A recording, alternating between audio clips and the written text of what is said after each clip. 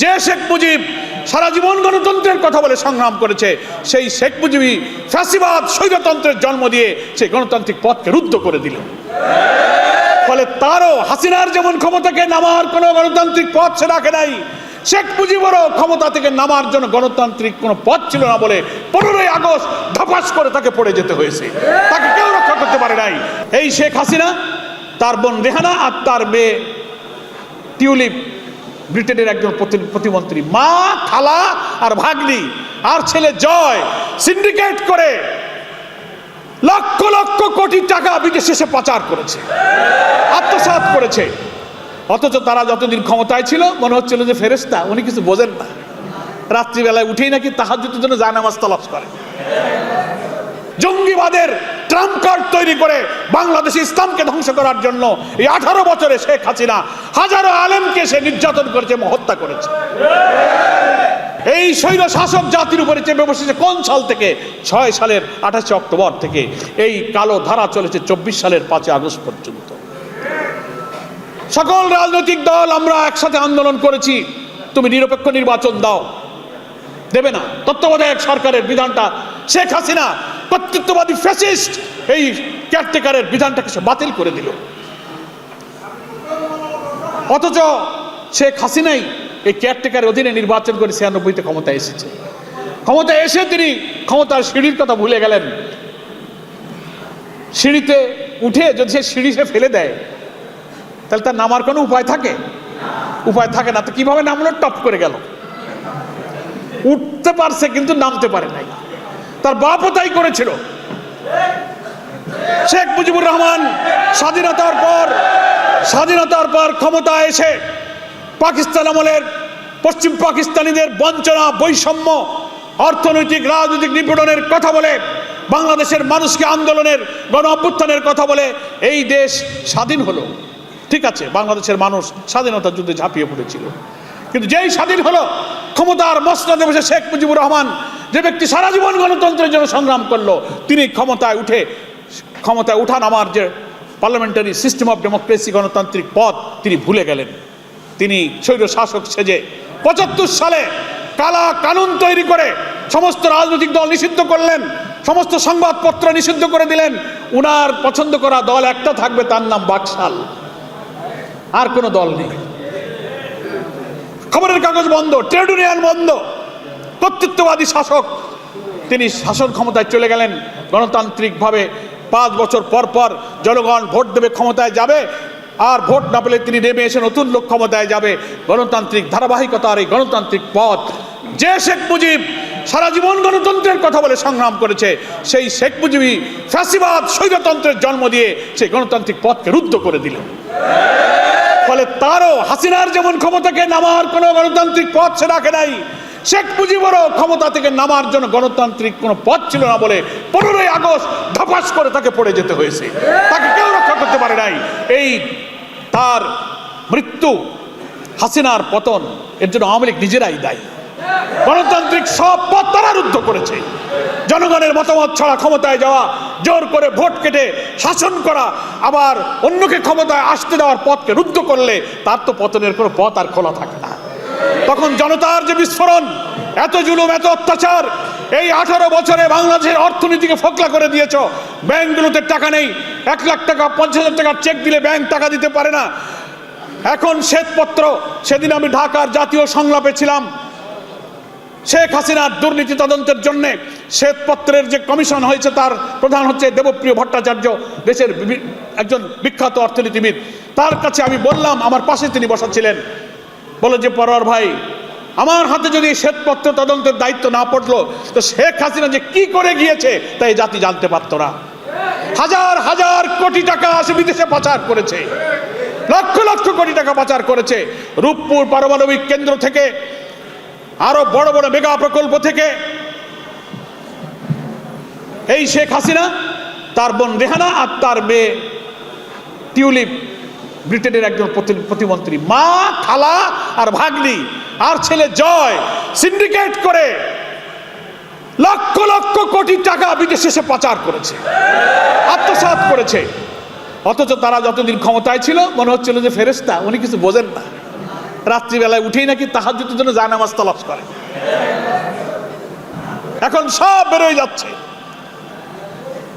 এইভাবে অর্থনীতি লুটপাট করেছে, সিন্ডিকেট করেছে আওয়ামী লীগ ছাড়া, শেখ পরিবারের লোকেরা ছাড়া ব্যবসা বাণিজ্য চাকরি রাজনীতিতে কারোর কোনো কর্তৃত্ব ছিল না। এটিকেই বলা হয় ফ্যাসিবাদ, এটি হচ্ছে ফ্যাসিজম। আমার কথা বুঝেছেন? তাহলে অর্থনীতি ধ্বংস করলে, রাজনৈতিক অধিকারে কোনো ভোট নেই, কোনো মিটিং নেই, সব বন্ধ, রাজনীতি শেষ, অর্থনীতি শেষ। ইসলামী মূল্যবোধকে ধ্বংস করার জন্য জামাত ইসলামী সহ এদেশের সকল ইসলামপন্থী আলেম ওলামা পীর মাশায়েখ স্কলারকে গ্রেফতার করে হাজার হাজার আলেমদেরকে কারাবন্দী করা হয়েছে, রিমান্ডে নিয়ে নিষ্ঠুর নির্যাতন করা হয়েছে। ইসলামের কথা বলা যাবে না, দাড়ি টুপি দেখলেই মার। আয়না ঘর বানানো হয়েছে, ডিবি অফিসে আলেমদেরকে যে কিভাবে নিষ্ঠুর নির্যাতন করা হয়েছে সেগুলো লোমহর্ষক নির্যাতনের কাহিনী। যারা জানে না, নিরপরাধ, যারা দ্বীনি ইলমের দিক থেকে দুনিয়ায় বরেণ্য বরেণ্য আলেম, মিথ্যা অভিযোগ দিয়ে তাদেরকে গ্রেফতার করা হয়েছে। জঙ্গিবাদের ট্রাম্প কার্ড তৈরি করে বাংলাদেশে ইসলামকে ধ্বংস করার জন্য এই 18 বছরে শেখ হাসিনা হাজারো আলেমকে সে নির্যাতন করেছে এবং হত্যা করেছে। এর হাতে ধর্মীয় মূল্যবোধ নিরাপদ নয়, গণতন্ত্র নিরাপদ নয়, স্বাধীনতার সার্বভৌমত্ব তো সে একেবারে ইন্ডিয়ার কাছে বিক্রি করে দিয়েছে। বাংলাদেশে ইসলামকে ধ্বংস করার জন্য এই 18 বছরে শেখ হাসিনা হাজারো আলেমকে সে নির্যাতন করেছে এবং হত্যা করেছে। এর হাতে ধর্মীয় মূল্যবোধ নিরাপদ নয়, গণতন্ত্র নিরাপদ নয়, স্বাধীনতার সার্বভৌমত্ব তো সে একেবারে ইন্ডিয়ার কাছে বিক্রি করে দিয়েছে। আপনি দেখলেন না গত বিজয় দিবসে মোদির যে স্টেটমেন্ট দেখেছেন আপনি? বাংলাদেশের 16 ডিসেম্বরের বিজয়, এটা বাংলাদেশের মুক্তিকামী স্বাধীনতাকামী মানুষের বিজয় হয়েছে সেদিন। অথচ মোদি 16 ডিসেম্বরকে সে ইংরেজিতে যে স্টেটমেন্টটা দিয়েছে, টুইটার করেছে, সে এটাকে বাংলাদেশের বিজয় বলেনি। দিস ইজ ইন্ডিয়াস ভিক্টরি, এটা হচ্ছে ইন্ডিয়ার বিজয়। সে বুঝাতে চেয়েছে এই যুদ্ধ মুক্তিযুদ্ধ নয়, এ যুদ্ধ হচ্ছে ভারতের সাথে পাকিস্তানের যুদ্ধে ভারত জিতেছে, ফলে তার ভাষায় এটাকে বলা হচ্ছে ইন্ডিয়াস ভিক্টরি, এটা ইন্ডিয়ার বিজয় হয়েছে। সেই বিবৃতির মধ্যে বাংলাদেশের বিজয় দিবস, অথচ বাংলাদেশ নামক কোনো শব্দটা সে বিবৃতি সে ব্যবহার করেনি। জামাত ইসলামী 52-53 বছর আগে বলেছিল আগ্রাসী ভারত, আধিপত্যবাদী ভারত কোনোদিন আমাদের বিশ্বস্ত বন্ধু হতে পারেনি। এরা সাহায্য করেছে মুক্তিযুদ্ধে, ওদের স্বার্থে করেছে, দেশকে ভালোবেসে করেনি। ওরা সাহায্য করেছে পশ্চিম পাকিস্তান অর্থাৎ তদানীন্তন পাকিস্তানের কাছে 1965 সালের যুদ্ধে যে ভারত পরাজিত হয়েছিল। মুক্তিযুদ্ধে যখন বাংলাদেশের দামাল ছেলেরা রণাঙ্গনে অস্ত্র নিয়ে নেমে গেল, তখন ভারত এই সুযোগ পেল যে এক্ষুনি যদি বাংলাদেশের এই মুক্তিযুদ্ধদেরকে খানিকটা ব্ল্যাকমেলিং করে আমি এদেরকে কাছে টানতে পারি, তাহলে আমি পাকিস্তানের হাতে পরাজয়ের প্রতিশোধ দিতে পারবো। তাই তারা এখানে সশস্ত্র যুদ্ধে অংশ নিয়ে 65 সালের তাদের পরাজয়ের প্রতিশোধ নিয়েছিল।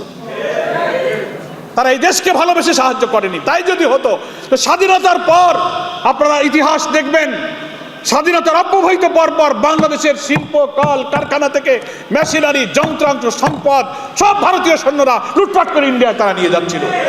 বর্ডারে এইটার প্রতিবাদ করতে গিয়ে, পাহারা দিতে গিয়ে 9 নম্বর সেক্টরের মুক্তিযোদ্ধা, বীর মুক্তিযোদ্ধা মেজর এম এ জলিলকে প্রথম গ্রেফতার করা হয়েছিল স্বাধীনতার পর।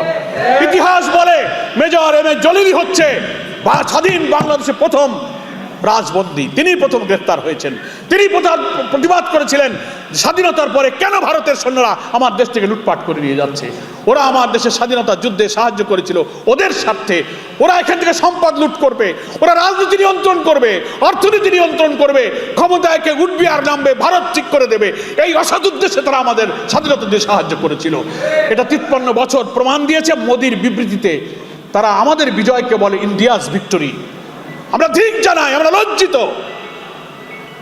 যেটা স্বাধীন সার্বভৌম বাংলাদেশে আমাদের বীর মুক্তিযোদ্ধাদের এত রক্ত, এত আত্মত্যাগকে অস্বীকার করে যে ভারতের প্রধানমন্ত্রী ইন্ডিয়াস ভিক্টরি বলল, তার প্রতিবাদ তো আমাদের সবার করা উচিত ছিল। আমরা প্রতিবাদ করেছি। তাহলে কি বোঝা গেল? আমাদের স্বাধীনতা সার্বভৌমত্ব ভারতের হাতে নিরাপদ নয়।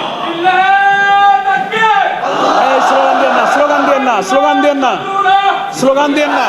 ফলে আমাদের স্বাধীনতা সার্বভৌমত্ব ভারতের হাতে কখনো নিরাপদ ছিল না। এই কথা জামাত ইসলামী ওই সময় বলেছিল যে আমরা ঠিক আছে পাকিস্তানিদের বঞ্চনা বৈষম্যের বিরুদ্ধে আমরা আছি। 70-এর নির্বাচনে যখন শেখ মুজিব বিজয়ী হলো, জামাত ইসলামী বিবৃতি দিয়ে বলেছিল যে সংখ্যাগরিষ্ঠ আসনে বিজয়ী দল আওয়ামী লীগ, শেখ মুজিব সংখ্যাগরিষ্ঠ দলের নেতা, তার হাতে ক্ষমতা হস্তান্তর করা হোক। দ্যাট ওয়াজ রেকর্ডেড, রেকর্ড আছে, ইতিহাস পত্রিকায় বলে দেখবেন। এদেশের স্বাধিকারের পক্ষে জামাত ইসলামী ছিল। যেসব অভিযোগ আনা হয়, মিথ্যাচার করা হয়, এই সব অভিযোগের সাথে জামাত ইসলামের কোনো সম্পর্ক নাই। জামাত রাজনৈতিকভাবে ভারতীয় আগ্রাসনের ভয়ে সেদিন ভারতে যেতে পারেনি। বাধ্য হয়ে তাকে সেদিন নিজেদের আত্মরক্ষার জন্য কোনো দিকে তাদের যাওয়ার ঠিকানা ছিল না বলে তাদেরকে একটা বিশেষ ভূমিকা পালন করতে হয়েছে। তারা কোনো দিকে কোনো কাজ করতে পারে নাই বলে আপনারা গণহত্যা করেছেন, অমুক হত্যা করেছেন। নো, একটা প্রমাণ, এই যে যুদ্ধাপরাধ ট্রাইব্যুনালের নামে যে ট্রাইব্যুনালগুলো হয়েছে সব সাজানো, বানানো, মিথ্যা, ভুয়া, শোনা কথা দিয়ে মামলা সাজানো হয়েছে। একটা অভিযোগ নির্ভুলভাবে প্রমাণ তারা করতে পারেনি।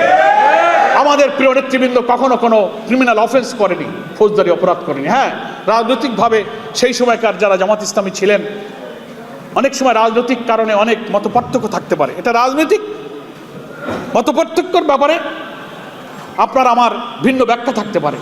আপনি বলতে পারেন যে আপনাদের এই রাজনৈতিক সিদ্ধান্ত ভুল হয়েছে, কেউ বলতে পারে ঠিক হয়েছে। এটা হতেই পারে, গণতান্ত্রিক অধিকার আছে। কিন্তু আমাদের কোনো নেতৃবৃন্দ সেই দিন কোনো ফৌজদারি অপরাধের সাথে যুক্ত ছিল না, এটা কেউ প্রমাণ করতে পারে নাই। যা করা হয়েছে তা সাজানো, বানানো এবং আইন বদলিয়ে, সাক্ষ্য আইন বদলিয়ে সব কিছু পাল্টিয়ে একটা নতুনভাবে শুধু রাজনৈতিক প্রতিপক্ষকে দমন করার জন্য আমাদের প্রিয় নেতৃবৃন্দকে ফাঁসি দেওয়া হয়েছে। এটা 53 বছর পরে প্রমাণ হলো যে একথা বঙ্গবীর কাদের সিদ্দিকীও বলেছিল যে তারা যে আমাদের সাথে এই আচরণ করবে, এই স্বাধীনতা যে আসলে স্বাধীনতার স্বাদ মানুষ পাবে না, উনি বলেছেন, পত্রিকায় লিখেছিল, তা জানলে আমিও মুক্তিযুদ্ধে যেতাম না। একথা উনি বলেছেন না? অনেকে কথা বলেন। সেজন্য আমি আলোচনার এ পয়েন্টে দীর্ঘ না করে বলতে চাই যে আওয়ামী লীগের হাতে আমাদের স্বাধীনতা, আমাদের ধর্মীয় মূল্যবোধ, আমাদের অর্থনীতি, আমাদের গণতান্ত্রিক অধিকার, আমাদের সাংবিধানিক অধিকার কোনোটাই নিরাপদ নয়।